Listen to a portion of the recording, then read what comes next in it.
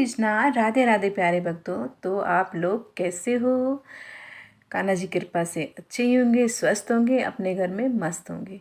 मैं भी अच्छी हूँ। तो चलिए शुरू करते हैं आज का व्लॉग। आज के व्लॉग में हम चर्चा करेंगे नवरात्रि की। तो दोस्तों, नवरात्रि आने वाली है, माता के व्रत आने वाले हैं। तो घर घर में चौकियाँ सजेंगी, घर घर में जागरण होंगे, घर घर में माता रानी की कीर्तन होंगे। तो ये महीना, ये 9 दिन हम माता रानी की कैसे निकल जाएंगे पता ही नहीं चलेगा, कीर्तन करते हुए, जागरण करते हुए। तो ये 9 दिन बस इतना सुकून मिलता है, बहुत ही ज़्यादा सुकून मिलता है। 9 दिन तक माता रानी के व्रत रखेंगे, भोग बनाएंगे, भजन कीर्तन करेंगे, दोनों टाइम पूजा आरती करेंगे। तो मंदिरों में जाएंगे। मंदिरों की शोभा तो देखने लायक होती है। जैसे कालका माई का मंदिर हो गया, इतनी ज़्यादा भीड़ होती है, लोग इतनी ज़्यादा भीड़ उमड़ के आती है वहाँ पे कि 2-2, 3-3, 4-4 घंटे लाइनों में लगे रहना पड़ता है। बाकी के दिनों में नहीं होता है। नवरात्रि के दिनों में आप जाकर देखिए, कभी कभी तो नंबर भी नहीं आता, इतनी ज़्यादा भीड़ होती है, बहुत ज़्यादा। कहीं भी चले जाइए माता के मंदिरों में, झंडे वाले मंदिर चले जाइए और कहीं भी आप जाकर देख लीजिए, सभी जगह नवरात्रों में इतनी ही ज़्यादा भीड़ मिलेगी। तो हम भी देखते हैं, बहुत बार गए हैं वहाँ पे, कभी कभी अच्छे दर्शन हुए हैं, कभी कभी अच्छी तरह से दर्शन नहीं हुए हैं। तो वैसे ही चलता रहता है। तो अच्छा लगता है जाना मंदिरों में। नवरात्रों के दिन माता के मंदिर इतने सजे हुए होते हैं कि उनकी शोभा देखने ही मात्र से हमारे दिल को सुकून मिलता है।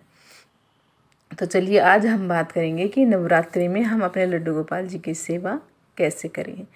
तो चलिए, सबसे पहले तो आप लड्डू गोपाल जी को 9 दिन तक चंद्रामृत से स्नान करवाइए। अगर पंचामृत से स्नान नहीं करवा सकते हैं तो आप अपने जल में गंगा जल मिला के भी उनको स्नान करवा सकते हैं।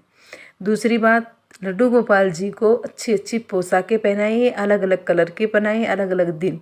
क्योंकि हम गर्मी में हम ज़्यादा भारी ड्रेसें नहीं पहना सकते, सर्दी में भी हम उनको नहीं पहना सकते। तो यही एक मौका है कि हर दिन, हर रोज़ हम उनको अलग अलग कलर की सुंदर सुंदर पोशाकें पहनाएं। तीसरी बात, लड्डू गोपाल जी को अच्छे अच्छे सुंदर सुंदर मनमोहक फूल भी हम अर्पित करें, सुंदर सुंदर फूलों से उनको सजाएं।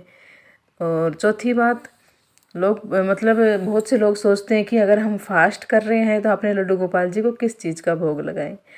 तो भक्तों, आप अपने लड्डू गोपाल जी को जो भोग आप अपने लिए बना रहे हो, जो भोग आप माता रानी को लगा रहे हो, वही भोग आप अपने लड्डू गोपाल जी को लगा सकते हैं। माता रानी को भोग आप बिना तुलसी के लगाएंगे और वही भोग आप लड्डू गोपाल जी को तुलसी दल डाल के लगाइए। तो अगर आप नहीं कुछ बना रहे हैं तो अपनी जो रोटी सब्जी, दही रोटी, जो भी आपकी इच्छा हो, आपका लड्डू गोपाल जी आपसे बनवाना चाहें, वो आप उनको बना के खिला सकते हैं, वावा सकते हैं। फिर एक अगली बात आती है कि कुछ लोग सोचते हैं कि नवरात्रि के दिनों में हम लड्डू गोपाल जी को अपनी माता के पास ही चौकी पे विराजमान करें। तो दोस्तों, मैं आपको बता दूं कि आप अपने लड्डू गोपाल जी को चौकी पर विराजमान ना करें, क्योंकि उसी चौकी को हम 9 दिन तक, वो चौकी जो होती है वो हिलती डुलती नहीं है, माता की चौकी, उनको हम नहीं ला सकते। एक बार जब हमने माता की चौकी लगा दी तो 9 दिन तक वो ऐसे ही रहेगी। क्यों, फिर अगर आप लड्डू गोपाल को विराजमान करेंगे तो लड्डू गोपाल को हमें दिन में भी सुलाना पड़ता है, 6 टाइम भोग भी लगाना पड़ता है, और फिर रात को भी सुलाना पड़ता है, उठाना भी पड़ता है। तो हम इसलिए अपने लड्डू गोपाल जी को उन माता की चौकी पर विराजमान नहीं कर सकते।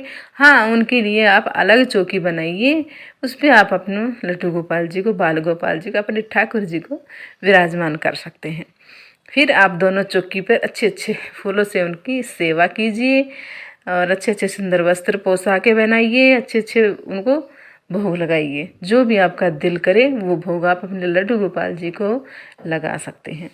फलों का भोग लगाइए, ऋतु फल चल रहे हैं आप, तो माता रानी को भी भोग लगाइए और अपने लड्डू गोपाल जी को भी भोग लगाइए। तो ये 9 दिन समझ लो कि इतने अच्छे 9 दिन हैं, इतना अच्छा मन लगता है कि पूजा करते रहो, भजन कीर्तन करते रहो। बहुत से जगह पर रोज़ डेली हर जगह में कीर्तन होते रहते हैं। तो बुलावे आते हैं और हम जाते हैं, ढोल बजाते हैं, नाचते भी हैं, बहुत से भजन कीर्तन करते हैं, बड़ा मज़ा आता है। तो आप लोगों के वहाँ भी कैसे कैसे करते हो आप नवरात्रि की पूजा भोग, तो वो भी मुझे बताइए। तो नवरात्रि के 9 दिन तक माता रानी की अलग अलग स्वरूपों की पूजा होती है।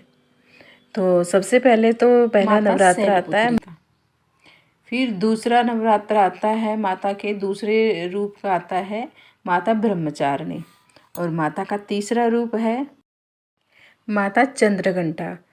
तीसरा रूप माता का चंद्रघंटा रूप है। और माता का चौथा रूप है कुष्मांडा माता, और पांचवा रूप है सकंद माता, और छठा रूप है माँ का कात्यायनी माता, और सातवां रूप है माता का माँ कालरात्रि माता, और माता का आठवां रूप है महागौरी माता, और माता का 9वां रूप है माँ सिद्धिदात्री माँ।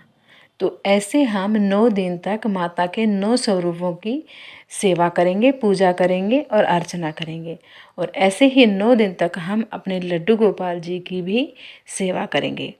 तो प्यारे भक्तों, मेरी ये वीडियो अगर थोड़ी बहुत भी आप लोगों को यूज़फुल लगी हो तो मेरी वीडियो को लाइक करें, शेयर करें, कमेंट करें और सब्सक्राइब करें, और कमेंट में राधे राधे जय श्री कृष्णा अवश्य लिखें। जय माता दी, जय माता दी, जय माता दी।